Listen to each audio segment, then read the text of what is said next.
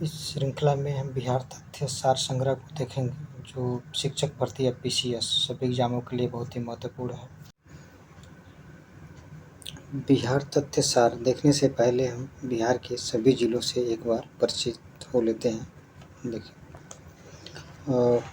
बिहार के उत्तर में हिमालय, दक्षिण में छोटा नागपुर पठार, पूर्व में पश्चिम बंगाल जो गंगा के मैदान में ही बसा हुआ है, पश्चिम में उत्तर प्रदेश वो भी गंगा के मैदान में ही बसा हुआ है, और बिहार भी पूरी तरह से गंगा के मैदान में बसा हुआ है। बिहार के जो उत्तर वाले ज़िले हैं, उत्तरवर्ती जिला जो नेपाल से लगते हैं, जो एक अंतर्राष्ट्रीय सीमा लगती है उत्तर प्रदेश की।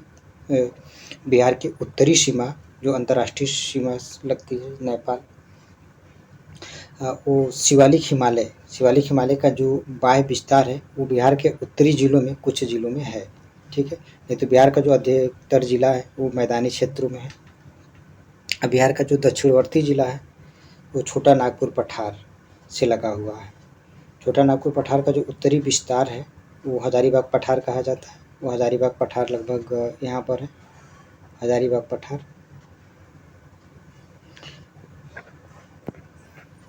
हजारीबाग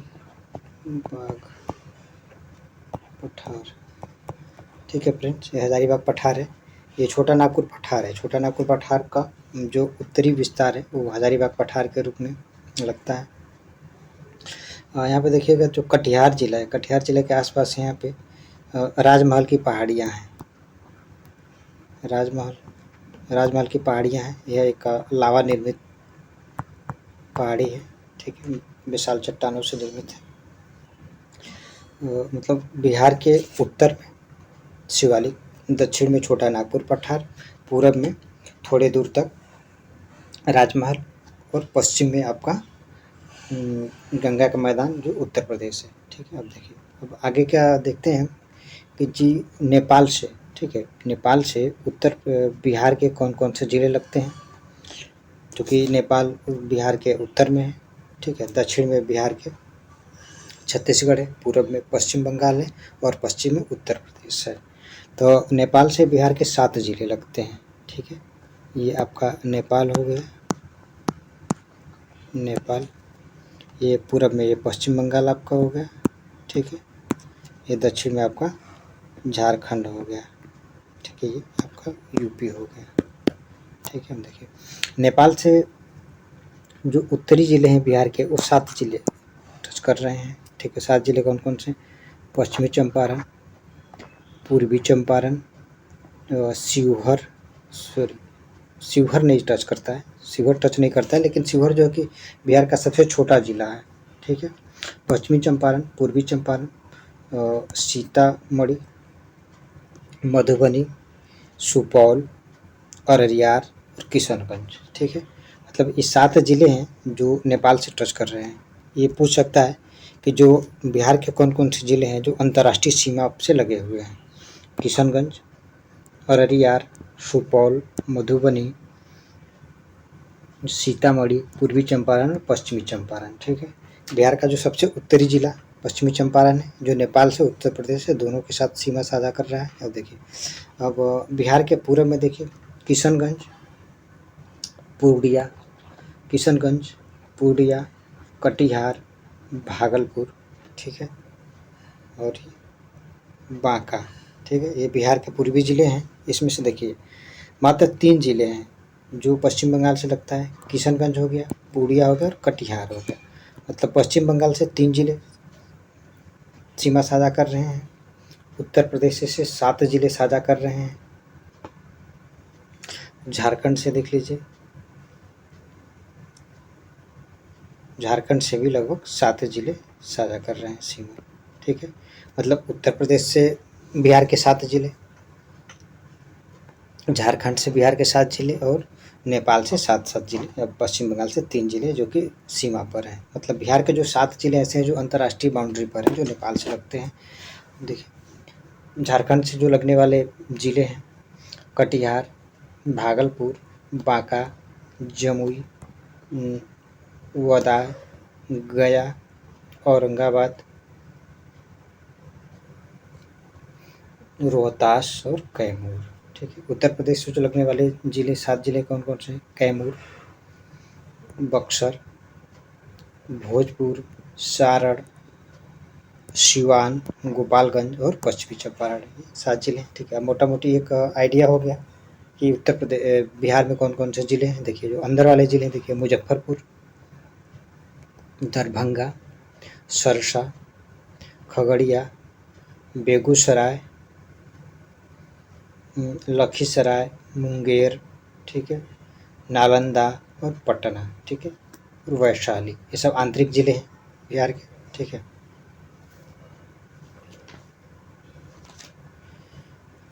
फ्रेंड्स आगे देखते हैं इसमें। अब थोड़ा सा हमको ये परिचय हो गया कि बिहार में कौन कौन से ज़िले हैं, किस किस ज़िले अंतर्राष्ट्रीय सीमा पर हैं। बिहार के पश्चिम में कौन से ज़िले हैं, पूर्व में कौन से ज़िले हैं, दक्षिण में कौन से ज़िले हैं। ठीक है। अब थोड़ा सा बिहार का हम संक्षिप्त सार देख रहे हैं, तथ्य सार जो कि ये बहुत ही इम्पोर्टेंट है। बिहार PCS से लेकर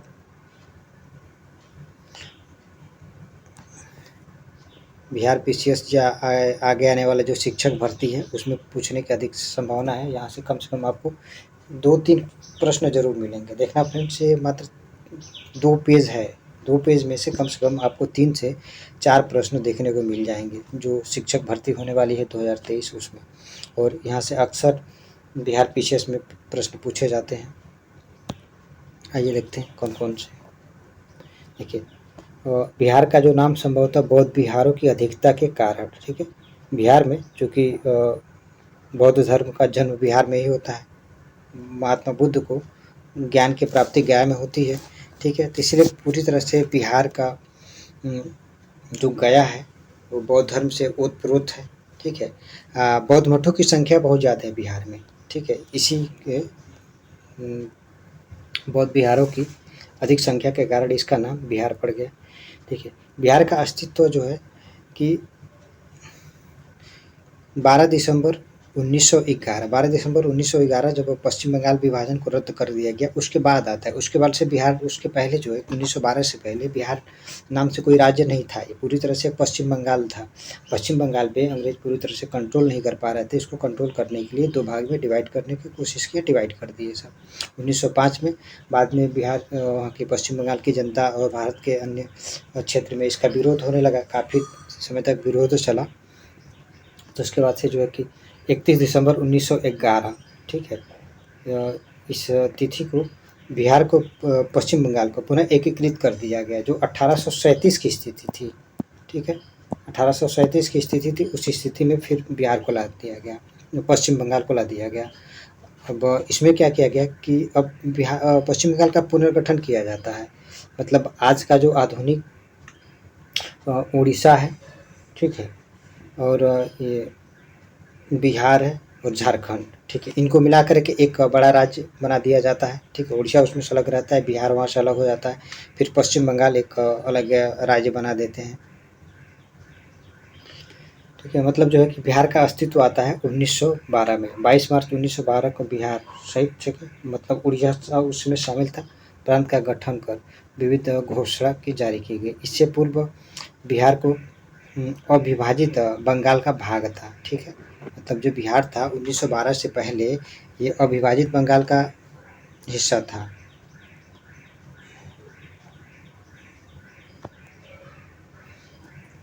और बंगाल प्रेसिडेंसी से अलग बिहार के एक प्रांत के रूप में 1 अप्रैल 1912 से कार्य करना प्रारंभ कर दिया। मतलब बिहार का जो अस्तित्व आता है 1 अप्रैल 1912 से बिहार का अस्तित्व सामने आता है। 28 मार्च 1936 को बिहार के लिए एक पृथक विधानसभा के गठन का आदेश दिया गया। ये बहुत ही इम्पोर्टेंट फैक्ट है कि बिहार में विधानसभा के गठन कब किया गया था। सबसे पहले एक पृथक विधानसभा 28 मार्च 1936 को बिहार के लिए एक पृथक विधानसभा का गठन किया गया। 1 अप्रैल 1936 को बिहार एवं उड़ीसा दोनों अलग राज्य के रूप में अस्तित्व में आ गए। देखिए बिहार का अस्तित्व तो 22 मार्च 1912 को ही आ गया था। ठीक है। लेकिन इसमें उड़ीसा शामिल था। उड़ीसा को बाद में फिर अलग कर दिया जाता है। 1 अप्रैल 1936 को उड़ीसा को अलग करके एक अलग राज्य बना दिया गया। 25 अप्रैल 2000 को बिहार से कुछ और इसका जो दक्षिणी क्षेत्र था, ठीक है, जो खनिज संसाधनों के लिए बहुत ही महत्वपूर्ण है, छोटा नागपुर पठार वाला क्षेत्र है, फिर उसको अलग करके 25 मार्च 2000 को एक नया राज्य गठन कर दिया गया।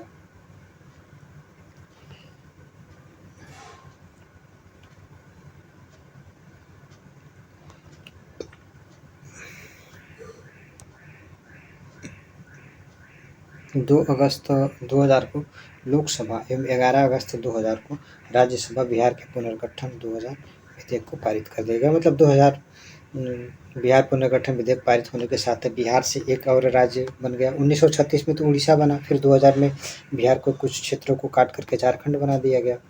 25 अगस्त 2000 को एक विधेयक पर राष्ट्रपति KR नारायणन के द्वारा मंजूरी के साथ बिहार राज्य को 2 भागों में बांट दिया गया। ठीक है, 15 नवंबर 2000 को झारखंड अस्तित्व में आया। ध्यान दीजिएगा, ये जो 2000 सन ये काफ़ी महत्वपूर्ण है। इसी में 2000 में ही बिहार को काट करके झारखंड बना दिया गया और उत्तर प्रदेश के जो पहाड़ी ज़िले हैं, उत्तर पश्चिमी ज़िले हैं, वो काट करके आपको यूपी से, ठीक है, यानी उत्तर प्रदेश से आपका उत्तराखंड बनाया जाता है। ठीक है, उत्तराखंड, इस चीज़ को ध्यान में रखिएगा। मतलब 2000 में उत्तराखंड भी बनता है, 2000 में झारखंड भी बनता है। उत्तराखंड उत्तर प्रदेश को काट करके बनाया जाता है। अब बिहार से कुछ क्षेत्र, मतलब दक्षिणी जो छोटा नागपुर पठार वाला काट करके बिहार झारखंड बनाया जाता है। ठीक है, प्रदेश की राजधानी पटना है। उच्च न्यायालय की स्थापना 1 दिसंबर 1913 को हुआ था और उद्घाटन 3 फरवरी को। स्थापना जो है कि 1 दिसंबर 1913 को हुआ था, लेकिन उद्घाटन जो है कि बनने में 2-3 साल लग गया, 3 फरवरी 2016 को। क्षेत्रफल की दृष्टि से तेलंगाना, ठीक है, 13वां राज्य। क्षेत्रफल की दृष्टि से बिहार जो कि 13वां राज्य है। 2011 की जनगणना के अनुसार जो है कीजिए, जनसंख्या के अनुसार 12वां है। क्षेत्रफल की दृष्टि से 13वां राज्य है। ठीक है, जनसंख्या की दृष्टि से जो सबसे बड़े राज्य देखा जाए, ठीक है, जनसंख्या की दृष्टि से सबसे बड़े राज्य देखा जाए तो यूपी, ठीक है, यूपी के बाद आपका महाराष्ट्र आता है। ठीक है, अगर क्षेत्रफल की दृष्टि से देखा जाए तो सबसे बड़े राज्य जो कि राजस्थान, ठीक है, राजस्थान, MP, ठीक है, ठीक है फ्रेंड्स, ठीक है। जनसंख्या की दृष्टि से भारत में स्थान जो कि तीसरा जनसंख्या की दृष्टि से बिहार का स्थान तीसरा है। मतलब उत्तर प्रदेश महाराष्ट्र के बाद तीसरा आपका बिहार राज्य का स्थान है। राज्य की भाषा हिंदी, दूसरी राज्य की भाषा उर्दू है।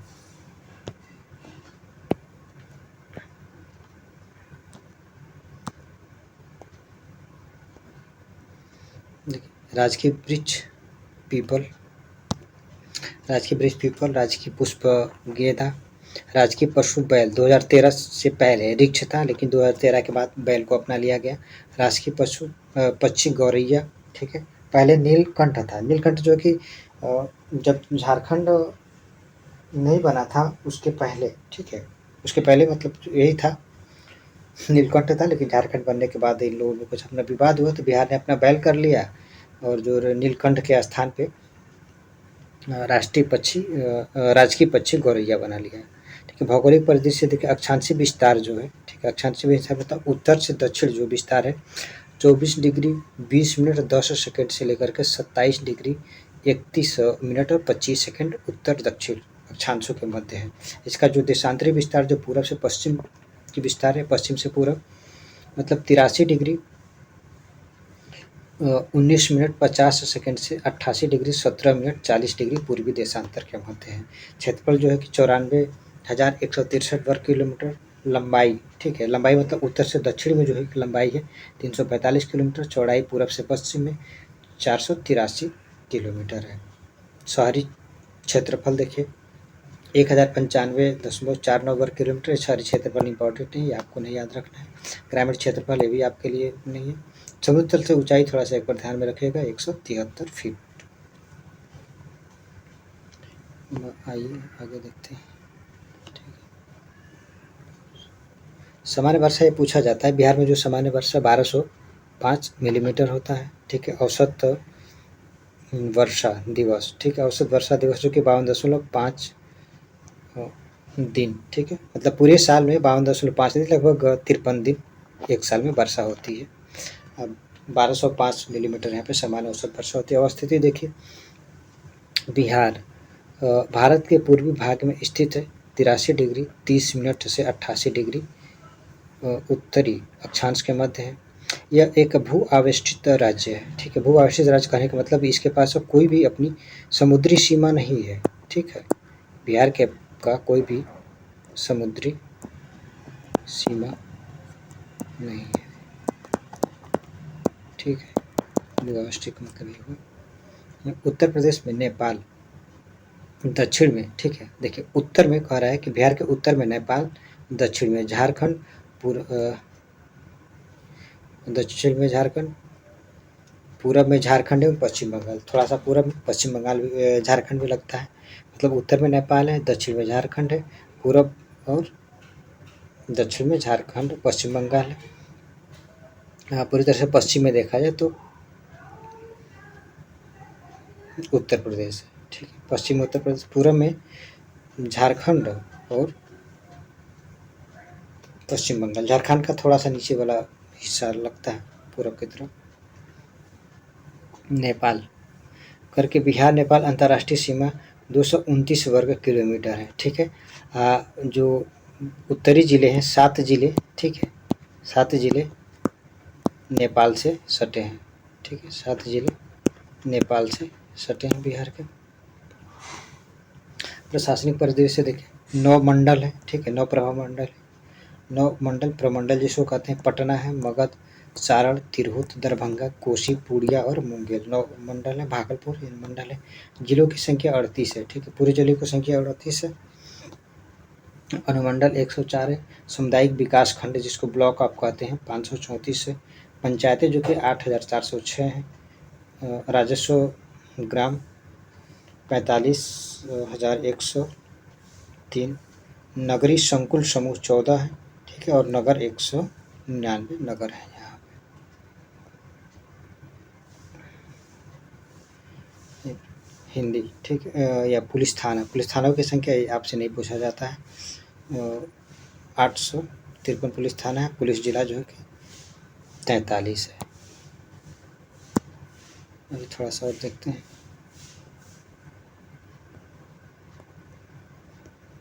महानगर देखिए, बिहार में मात्र एक नाम महानगर है, पटना, ठीक है। बिहार में एक मात्र महानगर पटना है। द्विमंडलीय विधानसभा, ठीक है, कह रहे कि बिहार की जो विधानमंडल है ये द्विसदनात्मक है, ठीक है, द्विसदनात्मक है। इसका गठन कब किया गया था? 1936 में। अभी हम लोग पीछे देखे हैं, ठीक है, 1936 में गठन किया गया था। विधानसभा सीटों की संख्या जो है कि 243 है। विधान परिषद में यहाँ पे 75 सीटें हैं, ठीक है। जो इतना भी विधान सभा में सीट होगा, ठीक है, उसका 1/3 विधान परिषद के पास होता है, ठीक है। ये कंपलसरी है, जो विधानसभा सीट होगा कम से कम उसका 1/3 विधान परिषद में होगा। लोकसभा में 40 सीटें हैं, ठीक है। मतलब विधानसभा में देखिए 273, विधान परिषद में 75, लोकसभा में 40 और राज्यसभा में 16 सीटें हैं। लोकसभा में अनुसूचित जातियों के लिए आरक्षित सीटों की संख्या 6 है। विधानसभा में अनुसूचित जातियों के लिए आरक्षित 38 सीटें, 38 जिला भी है, 38 सीटें भी आरक्षित हैं। विधानसभा में अनुसूचित जनजातियों के लिए जो आरक्षित सीटें 2 है। ध्यान दीजिएगा, यहाँ पे लोकसभा में, ठीक है, लोकसभा में अनुसूचित जाति और जनजाति के लिए कोई भी आरक्षण की बात नहीं की गई, सीटों के आरक्षण की बात नहीं की गई है। राज्य की सीमा को स्पष्ट करने वाले जिले देखिए, करें कि राज्य की सीमा को स्पष्ट करने वाले 3, ठीक है, राज्य हैं। एक झारखंड है, उत्तर प्रदेश है, पश्चिम बंगाल है और एक अंतर्राष्ट्रीय सीमा जो कि नेपाल हम देखे थे। देखिए झारखंड से देखिए जो हम लोग मैप में पढ़े थे वही सारा यहाँ पे फिर बता रहा है, ठीक है, डिवाइड हो जाएगा ये। कैमूर, रोहतास, औरंगाबाद, गया, नवादा, ठीक है, जमुई, बांका, भागलपुर और कटिहार, ठीक है, ये सब झारखंड से लगने वाले ज़िले हैं। पूछा जा सकता है, ये इंपॉर्टेंट है, ध्यान रखिएगा। उत्तर प्रदेश से कैमूर, बक्सर, आरा, सारण, सिवान, गोपालगंज, पश्चिमी चंपारण, ठीक है, और पूर्वी चंपारण। पूर्वी चंपारण केवल पश्चिमी चंपारण लगता है, ठीक है। 7 ये हो गए, 7 यहाँ पे लगता है और 3 पश्चिम बंगाल से लगता है। कटिहार, पूर्णिया, किशनगंज, ठीक है, नेपाल से जो कि 7 जिले नेपाल से भी लगते हैं, ठीक है। नेपाल से सटे बिहार के जो 7 जिले देखिए, पश्चिमी चंपारण, पूर्वी चंपारण, सीतामढ़ी, मधुबनी, सुपौल, अररिया और किशनगंज। ध्यान रखिएगा, बहुत ही इंपॉर्टेंट है फ्रेंड, यहाँ से कुछ ना कुछ पूछा जा सकता है कि जो अंतर्राष्ट्रीय सीमा पे सटे जो जिले हैं बिहार के, किसी भी डिस्ट्रिक्ट में और किसी भी राज्य या देश के जो अंतर्राष्ट्रीय सीमा पर लगे रहते हैं, वो सारे क्षेत्र महत्वपूर्ण हो जाते हैं। भारत के कुल क्षेत्रफल का 2.86% बिहार के पास क्षेत्रफल है, ठीक है। बिहार के कुल क्षेत्रफल का जो यहाँ पर वन है 7.75 है। जलवायु यहाँ की मानसूनी प्रकार की है। सबसे बड़ी नदी गंगा नदी है, ठीक है। सबसे गर्म कुंड ब्रह्मकुंड, ठीक है। ब्रह्मकुंड, देखिए गर्म कुंड कहने का मतलब ये है कि जो यहाँ पे जल है, ठीक है, जो ये ब्रह्मकुंड है जहाँ पे जल के स्रोत है, इसमें बोरेक्स, ठीक है, बोरेक्स की मात्रा अधिक होती है, ठीक है। बोरेक्स एक तरह का वो रसायन होता है, ठीक है। अगर कुछ ऐसे गर्म जल के स्रोत होते हैं जहाँ पे पानी गर्म होता है, या तो वो नीचे हो, ज़मीन के बहुत नीचे है तब तो गर्म रहेगा, ठीक है। वहाँ पे भी गर्म होने के रेडियो एक्टिव तत्व होते हैं या तो कुछ रसायन होता है। जैसे कि बिहार के अधिकतर आप झीलों में देखेंगे यहाँ पे बोरेक्स की संख्या अधिक है, ठीक है। बोरेक्स की मात्रा अधिक है। बोरेक्स की मात्रा अधिक होने के चलते एक तो कड़वे हो जाते हैं और दूसरी बात वे गर्म होते हैं। वो जल जो है कि इस केमिकल रसायन की वजह से वहाँ का जल, उसका जल जो है कि गर्म होता है और कैंसर, जैसे कि मतलब स्किन कैंसर हो गया या जो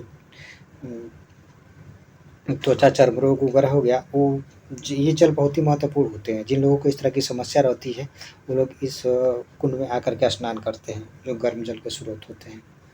सर्वाधिक पाई जाने वाली मिट्टी जो है कि जलोढ़ मिट्टी है, ठीक है। सर्वप्रमुख खाद्यान्न फसल जो है कि बिहार की चावल सबसे प्रमुख खाद्यान्न फसल है।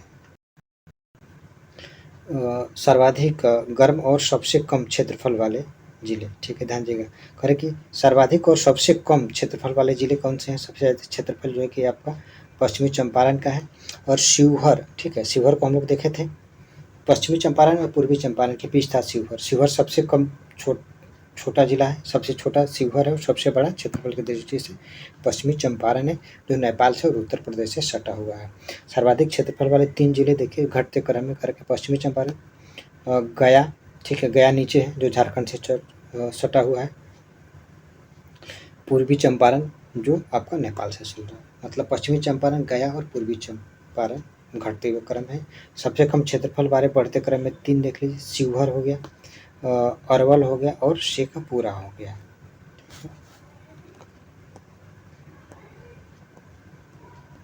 थोड़ा सा जनसंख्या के बारे में देखते हैं। देखिए कुल जनसंख्या लगभग 10 करोड़ 41 लाख, ठीक है। भारत की कुल जनसंख्या में से 10 करोड़ 41 करोड़ जनसंख्या उत्तर प्रदेश के जनसंख्या की दृष्टि से जो कि इसका तीसरा स्थान था, ठीक। सबसे पहले यूपी, महाराष्ट्र, तब जाकर के बिहार था। पुरुष की जनसंख्या देखिए 5 करोड़ 42 लाख 78,153 पुरुष की जनसंख्या। महिला की जनसंख्या 4 करोड़ 98 लाख 21,229 पुरुष की जनसंख्या है। जनघनत्व 1106, देखिए बिहार का जनघनत्व सबसे अधिक है, ठीक है। जनघनत्व जो है बिहार का सबसे अधिक है। बिहार के बाद दूसरे नंबर पर आपका पश्चिम बंगाल आ जाता है, ठीक है। अगर वैसे पूछा जाए केंद्र राज्यों में सर्वाधिक जनघनत्व कितना है तो आपको दिल्ली लगाना है, ठीक है। अगर केंद्र या राज्य में पूछा जाए कि जनघनत्व सबसे अधिक किसका है तो दिल्ली, लगभग यहाँ पर 11,000 समथिंग जनघनत्व है यहाँ का, दिल्ली का, ठीक है। 11,000 कुछ जनघनत्व है दिल्ली का।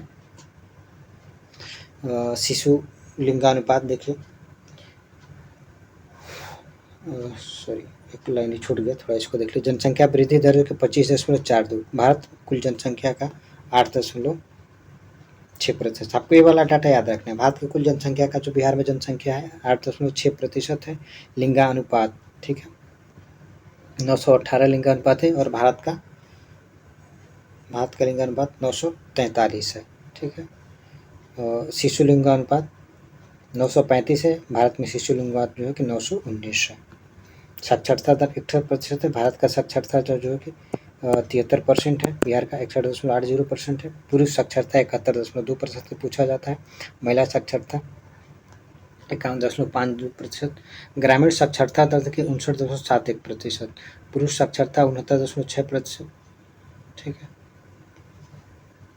शहरी साक्षरता देखिए, बस आपको इसमें ग्रामीण साक्षरता ध्यान रखना है। ठीक है। ग्रामीण साक्षरता 59.78%। शहरी साक्षरता जो है कि 76.86% शहरी साक्षरता है। ठीक है।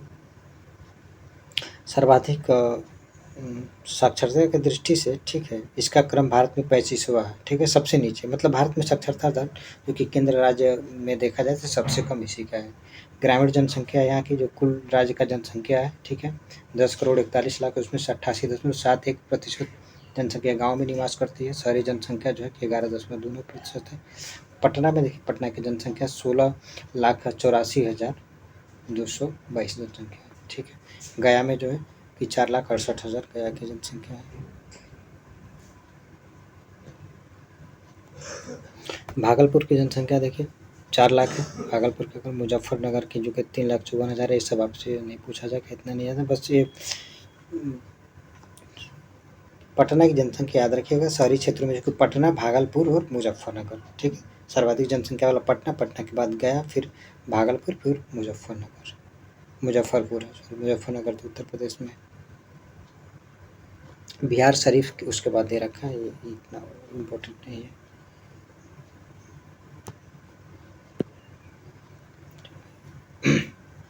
बिहार शरीफ, ठीक है, बिहार शरीफ की जनसंख्या 2,97,000 का है। मेट्रोपॉलिटन सिटी महानगर यानी पटना है। ठीक है। पटना की जनसंख्या देखिए 20,49,000 की। मेट्रोपॉलिटन सिटी का आने का मतलब है कि इसमें जो आसपास के छोटे छोटे शहर कस्बे वगैरह उन सबों को भी शामिल कर लिया जाता है, तो महानगर कहा जाता है। मतलब मात्र एक मेट्रोपॉलिटन सिटी बिहार में पटना ही है। सर्वाधिक जनसंख्या वाले 3 जिले देखिए पटना है। ठीक है, अब ये इम्पॉर्टेंट है, पटना, पूर्वी चंपारण, मुजफ्फरनगर। ठीक है, ये मोस्ट इम्पॉर्टेंट लिख लीजिएगा इसको। ठीक है, क्योंकि यहाँ से क्वेश्चन पूछा जाएगा।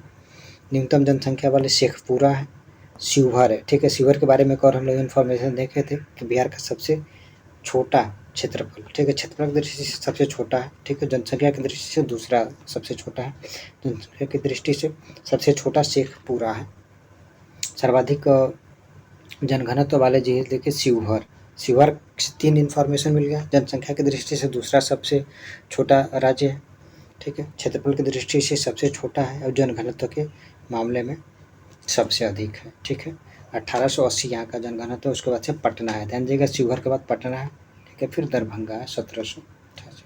न्यूनतम जनघनत्व वाले 3 जिले देखिए कैमूर है। ठीक है, कैमूर ये आपका बिहार से और झारखंड से लग रहा है, दक्षिण और पूरब की तरफ है। कैमूर जमुई है, फिर जमुई देखिए, फिर बांका है जो झारखंड से लग रहा था। सर्वाधिक लिंगानुपात वाले जिले देखिए गोपालगंज है, उत्तर प्रदेश से सट रहा है। सिवान देखिए, ये भी उत्तर प्रदेश से सारण। ठीक है, मतलब सर्वाधिक लिंगानुपात गोपालगंज में, फिर सिवान में है। ठीक है, न्यूनतम लिंगानुपात मुंगेर है, फिर भागलपुर है। सर्वाधिक साक्षरता वाले 3 जिले देख लीजिए, रोहतास, ठीक है, पटना और भोजपुर। ठीक है, न्यूनतम साक्षरता वाले 3 जिले पूर्णिया है। ठीक है, और सीतामढ़ी। सीतामढ़ी जो है कि आपका नेपाल से सट रहा है। ठीक है, कटिहार। सर्वाधिक पुरुष साक्षरता वाला जिला देख लीजिए रोहतास। ठीक है, सर्वाधिक साक्षरता वाला जिला रोहतास है, सर्वाधिक पुरुष वाला भी रोहतास होगा। न्यूनतम पुरुष साक्षरता वाला पूर्णिया है। पूर्णी में जो है कि आपका पूर्णिया की साक्षरता भी तो न्यूनतम थी। ठीक है, अब पुरुष साक्षरता भी न्यूनतम है। मतलब जो सर्वाधिक पुरुष साक्षरता, सर्वाधिक साक्षरता रोहतास है। न्यूनतम साक्षरता, न्यूनतम पुरुष साक्षरता पूर्णिया है। सर्वाधिक महिला साक्षरता वाला औरंगाबाद है, ध्यान रखिएगा। सर्वाधिक महिला साक्षरता वाला जिला कौन सा है? औरंगाबाद है। ठीक है, रोहतास नहीं, महिला साक्षरता सबसे ज़्यादा औरंगाबाद है। और न्यूनतम महिला साक्षरता सहरसा है। पुरुष में तो सेम है। ठीक है, पुरुष में सर्वाधिक साक्षर जिला रोहतास था। ठीक है, पुरुष में भी सर्वाधिक साक्षरता रोहतास में ही है।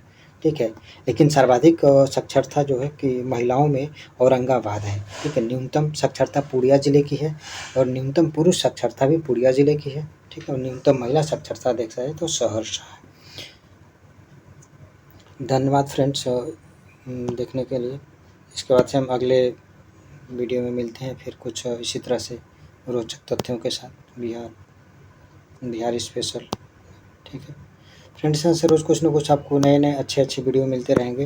जो बिहार शिक्षक भर्ती या बिहार पीसीएस की जो भी आप तैयारी कर रहे हैं, यहाँ से आपको एक अच्छा खासा प्लेटफॉर्म है जहाँ पे तैयारी कराई जाएगी हर एक सब्जेक्ट के लिए। धन्यवाद।